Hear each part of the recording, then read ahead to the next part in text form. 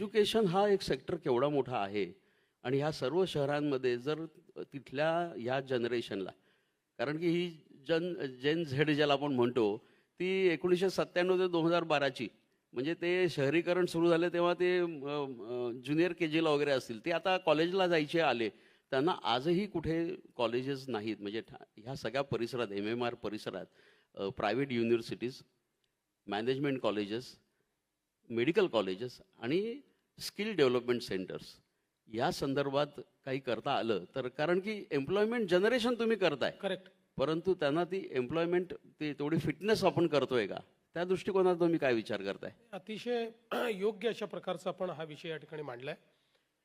मुळामध्ये आपण आता MMRचा एक नवीन आराखडा असा तयार केला आहे.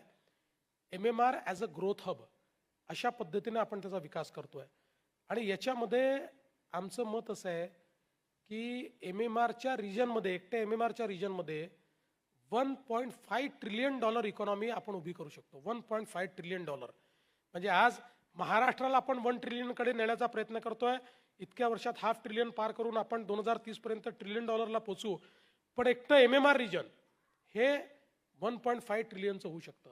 आणि म्हणून त्याचा एक रोडमॅप आपण तयार केला आहे. त्या रोडमॅपमध्ये आपल्या इंडस्ट्री आहे, त्याच्यामध्ये टेक्नॉलॉजी आहे, त्याच्यामध्ये फ्रंटियर इंडस्ट्रीज आहेत, त्याच्यामध्ये फ्रंटियर टेक्नॉलॉजीज आहेत, अशा सगळ्याचा विचार केला आहे. सगळ्यात महत्त्वाचं, आपण नवी मुंबईमध्ये एज्युसिटी तयार करतो. सिडकोमध्ये तर आपण खूप मोठ्या प्रमाणात त्या ठिकाणी एज्युकेशनचे प्लॉट्स काढून मेडिकल कॉलेजेस असतील, इंजिनिअरिंग कॉलेजेस असतील, टेक्निकल कॉलेजेस असतील, वेगवेगळ्या प्रकारच्या युनिव्हर्सिटीज असतील, प्रायव्हेट युनिव्हर्सिटीज असतील, या तर आपण केल्याच. पण आता एज्युसिटी जी आपण तयार करतोय ती न्यू मुंबई एअरपोर्टपासनं एक 15 मिनिटाच्या अंतरावर ही एज्युसिटी असणार आहे. आम्ही असा निर्णय केला होता की हाय रँकिंग युनिव्हर्सिटीजमधल्या 12 युनिव्हर्सिटीज या आपण त्या ठिकाणी आणायच्या. आणि याच्यामध्ये पहिल्याच टप्प्यामध्ये बेस्ट जगातल्या 7 युनिव्हर्सिटीजनी त्या ठिकाणी LOI मिळवलेला आहे.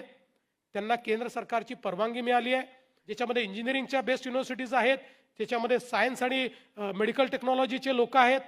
अशा या 12 युनिव्हर्सिटीज, आणि आपल्याला आश्चर्य वाटेल, या 12 युनिव्हर्सिटीज मिळून पुढच्या 5 वर्षामध्ये त्या ठिकाणी 1 लाख विद्यार्थी शिकतील. 1 लाख विद्यार्थी.